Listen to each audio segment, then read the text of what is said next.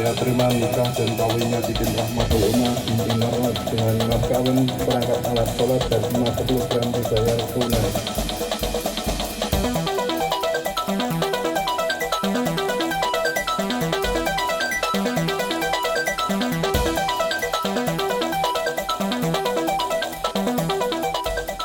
Beberapa hari yang lalu ada pasangan yang akan menikah namun perizinannya dibatalkan karena adanya PPKM darurat. Karena semuanya sudah terencana, mau nggak mau pernikahannya tetap harus dilaksanakan.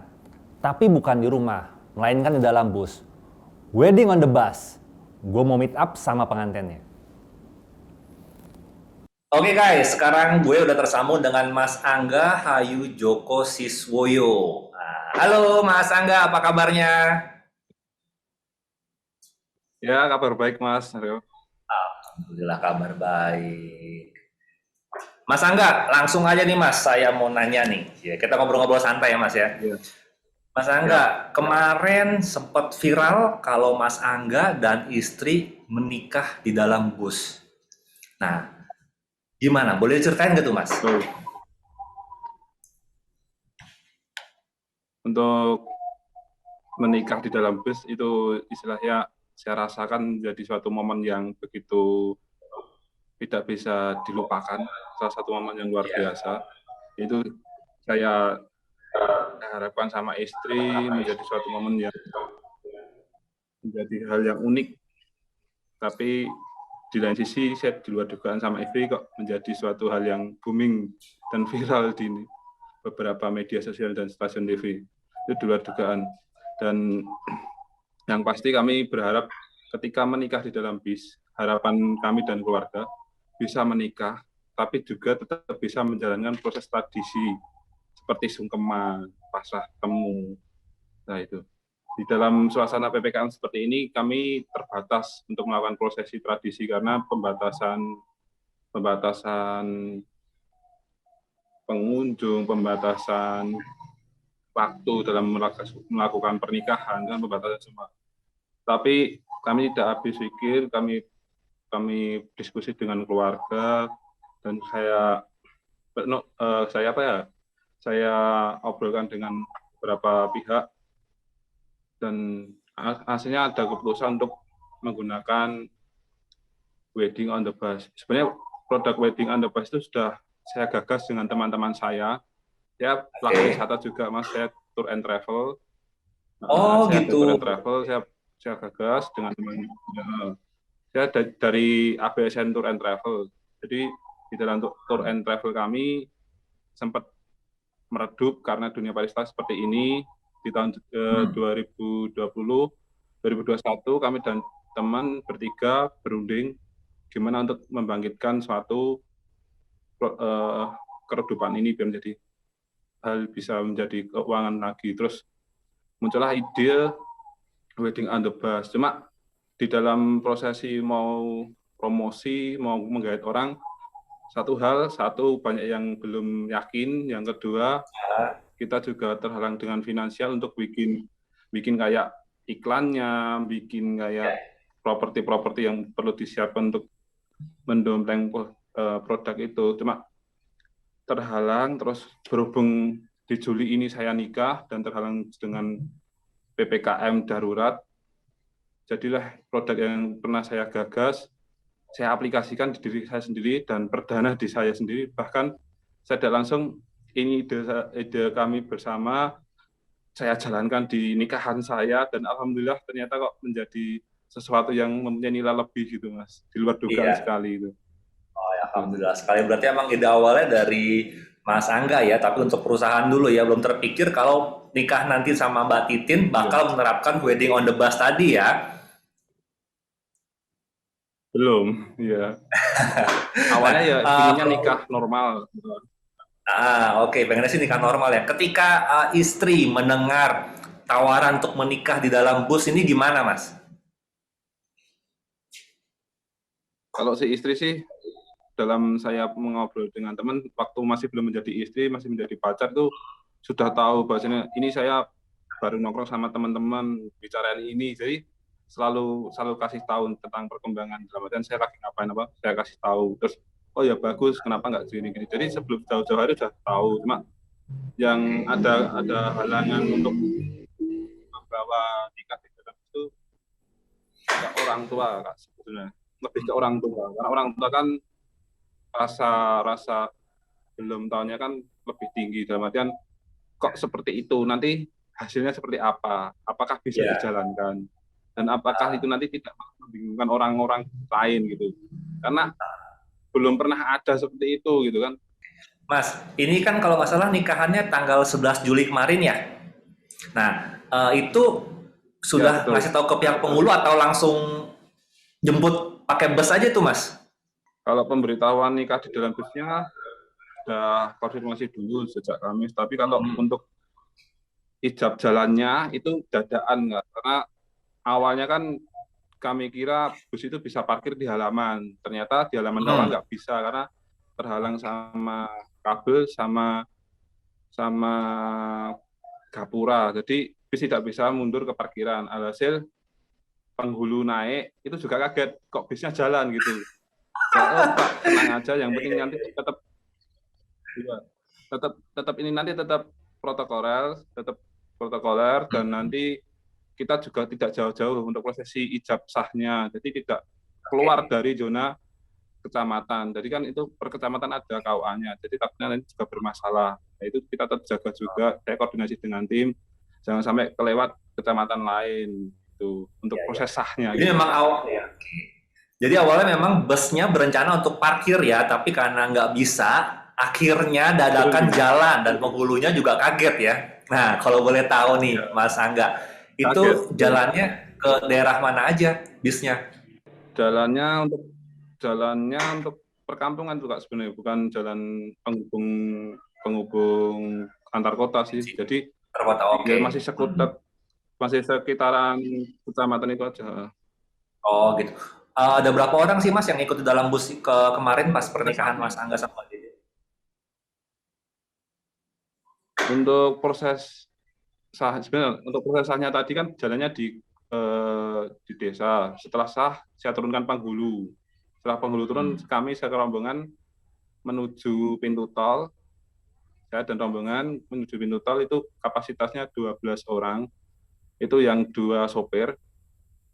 Terus penghulunya udah turun, berarti potong 1 dari 11. Untuk masuk di tolnya sekitaran 11 orang itu menuju pintu tol Kartasura Colomadu. Habis itu ke rest area Salatiga tanpa ada penghulu itu Kak. Jadi kita prosesnya memang tradisi karena penghulunya juga mau menikahkan orang lagi yang selanjutnya. Jadi tidak bisa ikut. Ya. Untuk prosesnya seperti itu. Oke. Lalu berapa lama sih Mas proses di dalam busnya sendiri, dari mulai pernikahan sampai tadi ada beberapa tradisi yang dijalankan ya sampai selesai acaranya? Total waktunya dari jam 7 sampai jam 1 Kak. Untuk perinciannya jam 7 kami naikkan penghulu, terus nggak lama itu langsung prosesi, nggak ada acara apa-apa, penghulu langsung menikahkan. 7:30 penghulu sudah turun karena cuma jalan, putar balik, penghulu turun, kita baru menuju ke tol, kita acara pribadi untuk sungkeman, pasrah tampi gitu Kak. Oke. Nah Mas, ketika pas melangsungkan pernikahan di dalam bus, ada kendaraan nggak sih yang melihat resepsinya Mas Angga dan Mbak Titin nih? Kan secara busnya sambil jalan ya, ada nggak tuh Mas? Ada, banyak Kak. Apalagi kan pas waktu ijab itu kan di perkampungan ya, banyak yang gitu di luar rumah-rumah itu pada melihat. Terus yang prosesnya ketika masuk tol juga itu pihak jalan rayanya tol itu ada yang jaga kan itu di pintu tolnya, itu juga menyaksikan beberapa. Oke. Nah selama kendaraan busnya berjalan ada yang mengawal nggak sih Mas, atau memang cuman rombongan aja gitu?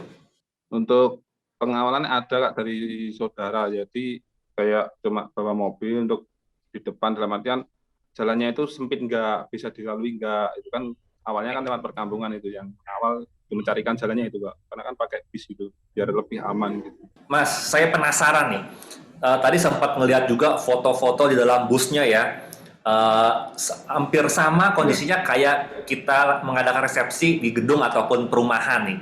Persiapannya Mas, berapa lama nyiapin itu semua tuh? Persiapannya cuma 1 hari. Dekorasi Satu itu saya hari. sendiri yang dekor. Ada Wow. Sabtu saya dekor, Sabtu pagi jam 9 saya dekor, jam 5 selesai. Di situ ada juga kayak gladi, kayak briefing gitu. Kalau setelah nasional briefing, ada briefing juga sorenya. Saya briefing sore, terus paginya baru kita aplikasikan, Oh, kita jalankan. Alhamdulillah berjalan lancar ya Mas ya. Nah Mas, kalau lalu untuk perizinannya Alhamdulillahnya ini gitu gimana Kak. Mas? Itu harapan. Oke. Kalau untuk perizinan sendiri gimana Untuk Mas? Ini kan perizinan, menikah di dalam bus ya? Gimana?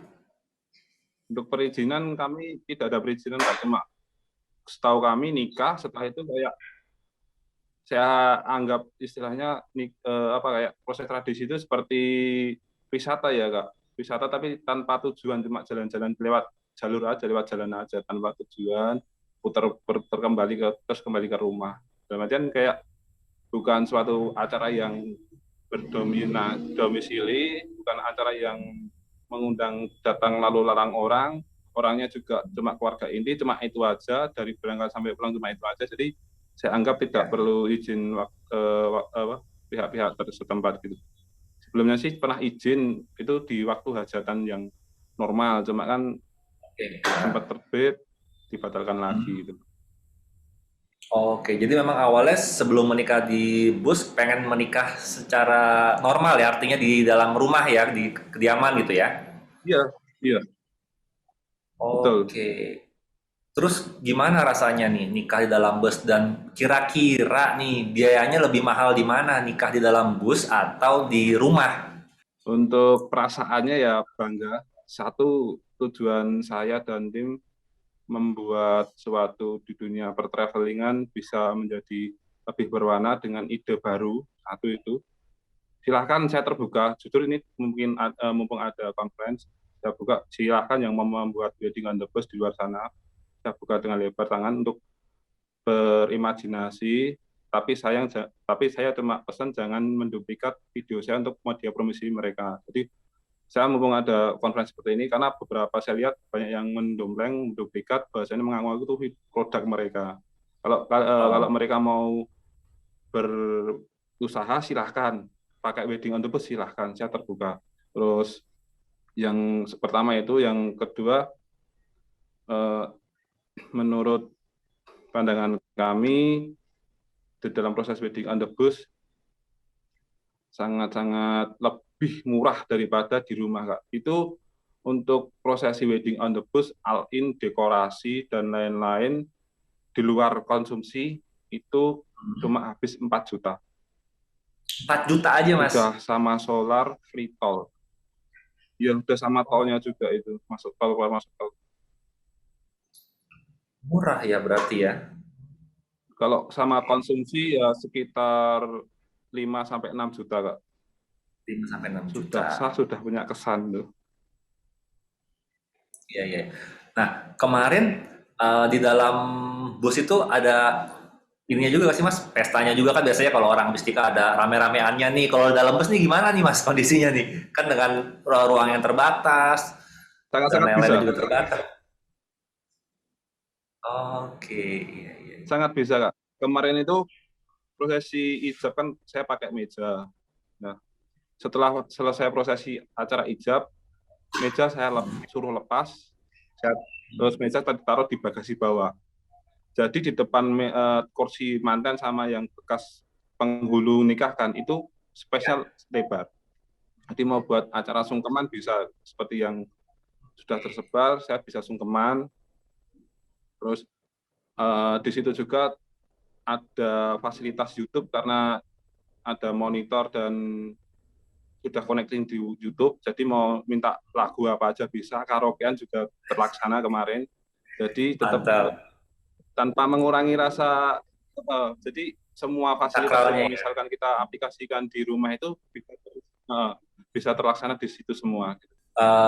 Mas Angga, ini kan banyak juga nih netizen yang komen ini berbahaya gitu kan. Eh, Menghindari kerumunan sih memang katanya, tapi mendatangkan kerumunan juga di dalam bus gitu kan. Ini tanggapan dari Mas Angga sendiri gimana nih dengan Mbak Titin? Kalau mendatangkan kerumunan, saya rasa tidak begitu beresiko sih Kak, karena apa ya, itu semua keluarga inti, dalam artian kita tahu tentang kesehatan mereka, kita tahu juga tentang kesehariannya, misalkan pun dia sakit pasti juga tidak boleh diikutkan, karena sebelum kita masuk kita juga sesuai protokol kesehatan, kita termogan, menggunakan terus semua yang naik hand sanitizer kita pakaikan, terus bermasker. Cuma kemarin ada beberapa video yang buka masker kan kondisi baru makan kan nggak mungkin pakai masker gitu lah. Oke, ya. Oke. Nah, Mas Angga kan tadi bilang bergerak di bidang tour and travel juga ya, benar nggak Mas? Iya. Nah, Mas, ini kan ide wedding on the bus dari Mas Angga. Terpikir nggak untuk kedepannya bikin wedding organizer nih? Misalkan ada dari masyarakat yang dari luar daerah pengen menerapkan konsep juga, Mas Angga bisa mempersiapkan nggak dan tim itu semua? Untuk itu kemungkinan bisa Kak. Soal manajemen insya Allah bisa. Nah, Mas Angga, kan tadi kan kalau ada ide dari Mas Angga itu kan wedding on the bus tuh. Nah, selain wedding on the bus, apalagi ada ide apa yang Mas Angga pengen implementasikan? Jadi saya berharap semua party bisa dikerjakan di bis Kak. Seperti ulang tahun, sunatan. Sempat juga saya bergegas di bis itu kita bisa mengadakan semacam kayak rutin conference, dalam artian misalkan di kantor dia butuh tempat untuk meeting on the bus juga bisa. Mungkin belum saya keluarkan itu Kak. Iya. Mas, kalau honeymoon on the bus terpikir nggak sih Mas? Keliling-keliling gitu. sempat kemarin sama teman-teman tuh buat bercandaan itu, sempat. Ayo, Begitu. nanti kita sitkan. Bisa sebenarnya kita tutup. Bisa banget. Karena bis yang saya pakai kan punyanya PO Dika Trans, itu sudah mendukung sekali. Jadi kursinya itu bisa dicopot semua Mas. Itu modelnya kayak roller, jadi bisa dibuka tutup. Jadi itu ada sekutnya. Jadi misalkan mau dibikin honeymoon on the bus, kursi tinggal dibuang, kasih penutup yang tebel udah jadi. Iya. Oke, terima kasih banyak. Terima kasih banyak Mas Angga waktunya. Semoga ide-idenya bisa terwujud dan pernikahannya juga semakin langgeng sama Mbak Titin. Salam untuk Mbak Titin dan keluarga yang lain. Sehat-sehat selalu ya Mas ya. Terima kasih banyak Mas Angga. Iya Mas. Ya. Wah, honeymoon on the bus. Kayak gimana tuh? Jangan lupa untuk follow, komen, like, dan subscribe channel YouTube dan Facebooknya Antv News Plus. Apalagi kalau kalian nge-share juga. Gua Erlang, adios.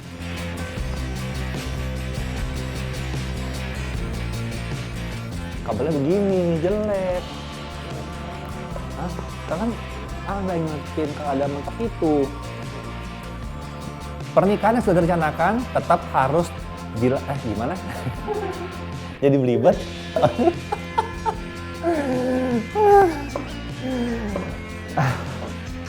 Pernikahannya tetap harus berjalan sesuai rencana. Nggak gitu Bang. Iya salah.